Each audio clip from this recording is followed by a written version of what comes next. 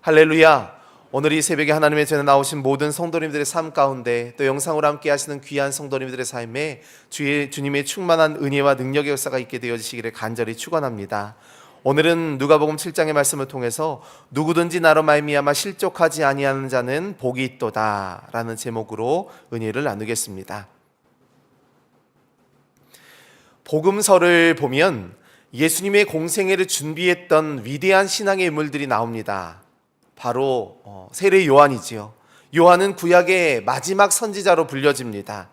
말라기 이후에 어둠이 가득했던 세상에서 메시아를 준비하는 진짜 선지자의 사명을 감당합니다. 우리가 잘 아는 것처럼 사가랴와 엘리사벳 사이에서 태어났고요.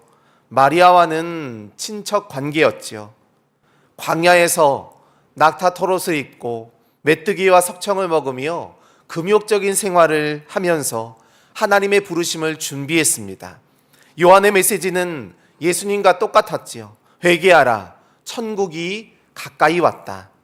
요한복음 3장 말씀에서 그는 흥하여야 하겠고 나는 쇠하여야 하리라 예수님을 가리켜서 말씀하였고요. 이사야의 예언처럼 광야에 외치는 자의 소리가 되어 그 삶을 마감하게 됩니다. 오늘 본문의 말씀 가운데 보면 이 세례 요한의 질문과 예수님의 답변, 그리고 요한의 삶에 대한 예수님의 평가가 나옵니다. 세례 요한은 예수님을 하나님의 아들이라고 증거했는데 막상 자기가 헤롯에 의해서 감옥에 갇혀 있다 보니까 진짜 예수님이 메시아인지 궁금했습니다. 그래서 요한이 사람들을 예수님께 보내면서 진짜 이 메시아가 맞는지를 묻게 되지요. 예수님은 22절 말씀 가운데서 너희가 보고 들은 것을 전하라 이렇게 말씀하시고요. 분명 구약에서 예언된 메시아의 표적들이 나타나는 것을 보여주셨습니다. 또 23절에서는 누구든지 나로 말미암아 실족하지 않는 자는 복이 있다 이렇게 말씀하셨죠. 여기에서 실족한다는 말은 돌에 걸려서 넘어진다, 유혹 앞에 무너진다 이런 의미가 있습니다. 물론 1차적으로는 지금 메시아에 대한 믿음이 흔들리고 있는 요한에게 하신 말씀이지만 사실은 예수 그리스도를 배척했던 수많은 사람들에게 하셨던 그런 말씀이었습니다.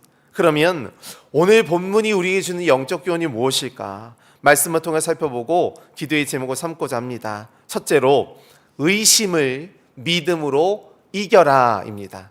의심을 믿음으로 이겨라.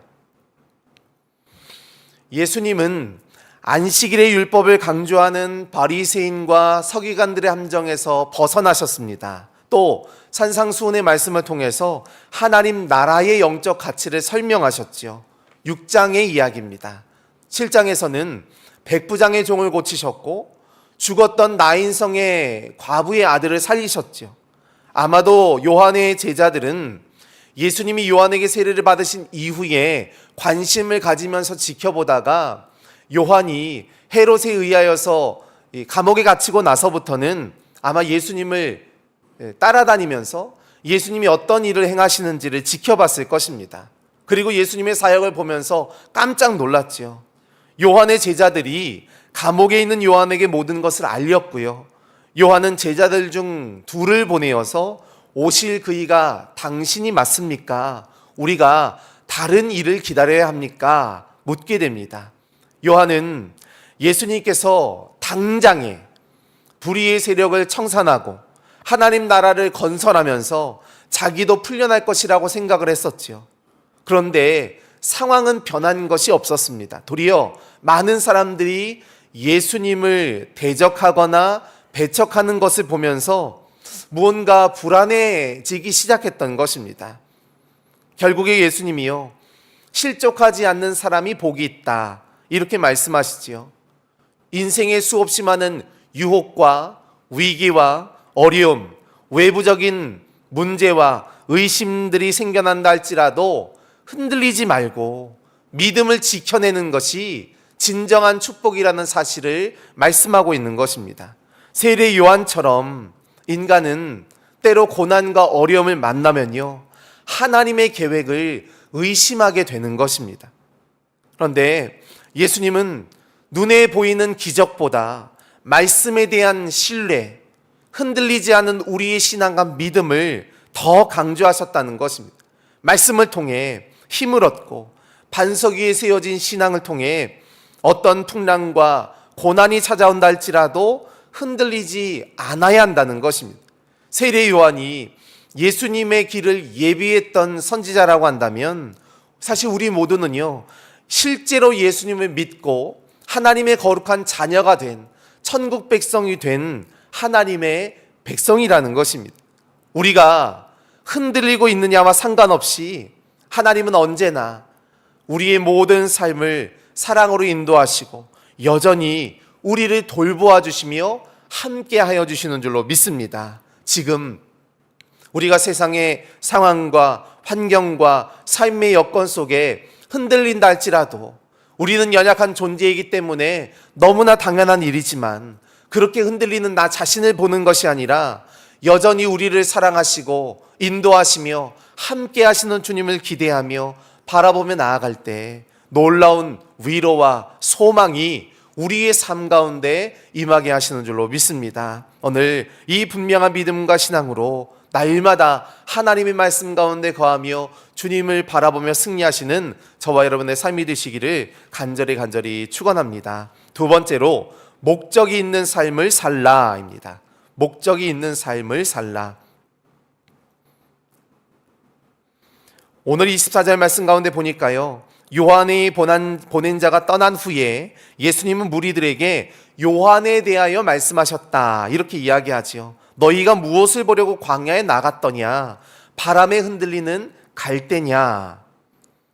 너희가 요한을 갈대와 같이 지조 없이 흔들리는 사람으로 보고 있지 않느냐?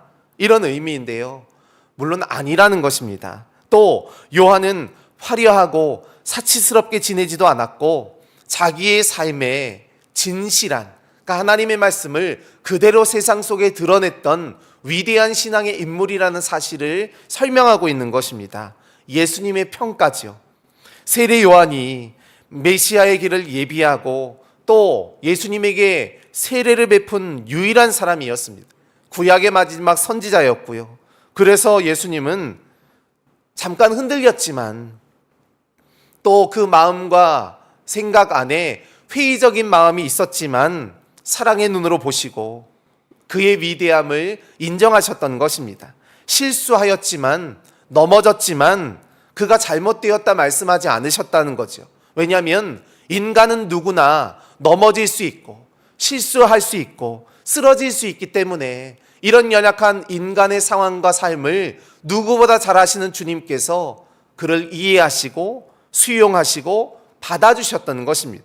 우리가 하나님을 섬긴다고 하지만 사실 인생에 여러 가지 어려움과 문제들이 생기면요, 믿음이 흔들릴 때가 너무나 많이 있거든요. 정말 내 안에 믿음이 있나 의심될 때도 있고, 어떻게 보면 믿음이 있는 것 같은데 어떻게 보면 전혀 믿음이 없는 사람 같은 그런 생각이 들 때가 너무 많습니다. 금방 은혜 아래 있었는데 왜 이렇게 흔들렸지? 그런 생각이 든다는 것입니다. 그때 하나님은 우리를 내버려 두거나 외면치 아니하시고 우리를 사랑으로 인도하신다는 것입니다. 열왕기상 19장 말씀 가운데 보면 엘리야가 갈멜산에서 바알과 아세라상을 섬기는 그 무리들을, 그 잘못된 선지자들을 물리치고 나서 그의 마음속에 급격한 우울감이 찾아오게 되었거든요. 그러니까 이세벨의 이야기 한마디에 그야말로 마음이 너무 쫄아서 숨어들게 되었지요. 그런 엘리야도 하나님께서 그를 용납하시고 그에게 용기를 주시고 위로를 주시고 소망을 주시기 위해서 물과 떡으로 먹이시고 기다려주셨다는 것입니다.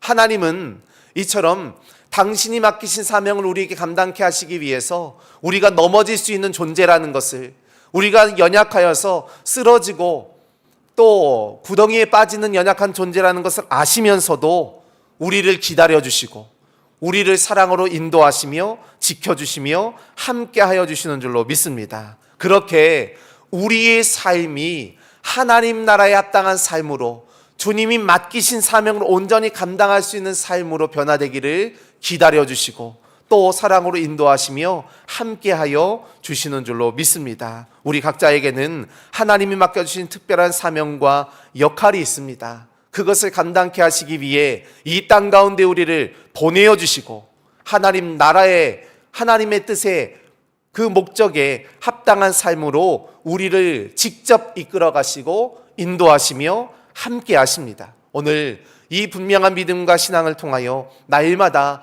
하나님의 선하신 뜻이 무엇인지를 먼저 깨닫고 주님이 우리에게 맡겨주신 목적과 사명 앞에 믿음으로 순종하며 반응하시는 저와 여러분의 삶이 되시기를 간절히 축원합니다. 세 번째로 영적 기준을 정하라입니다. 영적 기준을 정하라.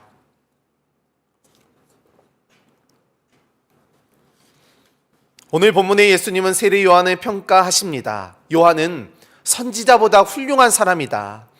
여자가 낳은 자 중에 요한보다 큰 자는 없다. 예수님이 요한을 인정하시는 거죠. 그런데 사람들의 반응은요, 둘로 나뉘었습니다. 요한의 설교를 듣고 회개의 세례를 받았던 그런 백성들이나 세리들은 하나님을 인정하고 받아들였습니다.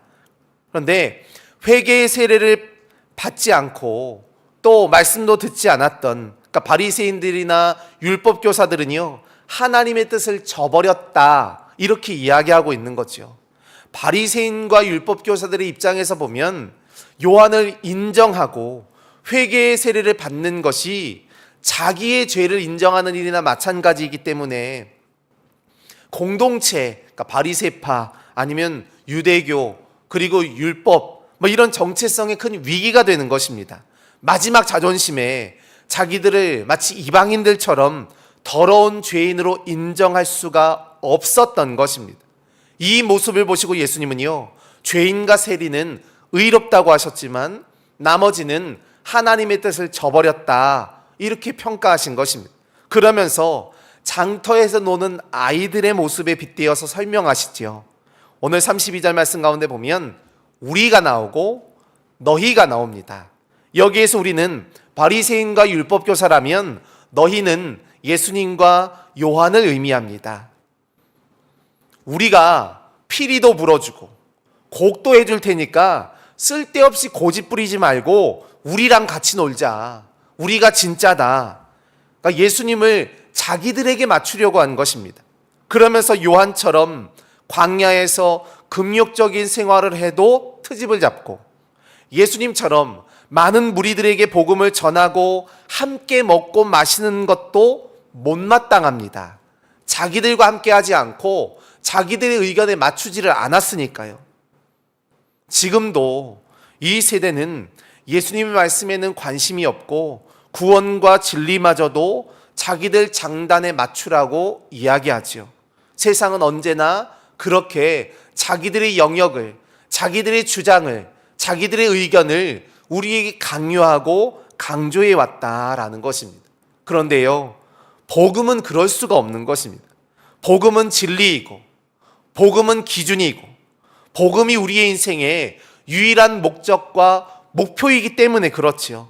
세상의 유혹에 넘어지지 아니하고 오직 하나님의 말씀을 따라 묵묵히 자기의 자리를 지키며 최선과 충성을 다하여 감당할 때 하나님의 나라와 영광이 이 땅 가운데 반드시 임하도록 만들어주시는 줄로 믿습니다. 이 귀한 사명을 우리에게 감당하시기 위해 주님은 우리에게 영적인 기준을 말씀하시며 흔들리지 않는 마음과 믿음으로 굳건하게 하나님 나라를 이루는 복된 존재가 되기를 원하시는 줄로 믿습니다. 오늘 이 분명한 믿음과 신앙으로 그의 나라와 그의 의를 구하는 거룩한 삶이 되어 하나님의 말씀을 우리의 마음 깊이 깨닫고 우리의 영적 기준과 목표가 되시는 주님을 바라보며 닮아가시는 저와 여러분의 삶이 되시기를 간절히 축원합니다. 기도하시겠습니다.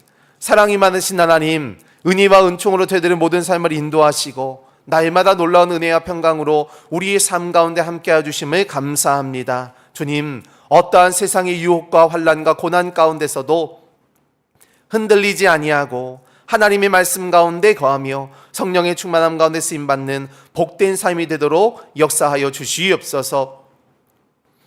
우리의 마음의 고백, 믿음의 고백으로 올려드리는 귀한 예물들이 있사오니 성령이 충만케 하시고 오직 예수 그리스도의 십자가의 사랑과 능력만을 증거하며 하나님 나라를 위해 쓰임받는 거룩한 삶으로 구별하여 하늘의 신령한 은혜와 땅의 기름진 축복이 넘치도록 인도하여 주시옵소서. 주님께서 우리와 함께 하심을 깨닫고 날마다 주님께 영광 돌리며 나아가는 복된 삶이 되게 하시며 함께하여 주실 것을 믿사옵고 모든 말씀 예수님의 이름으로 기도하옵나이다. 아멘.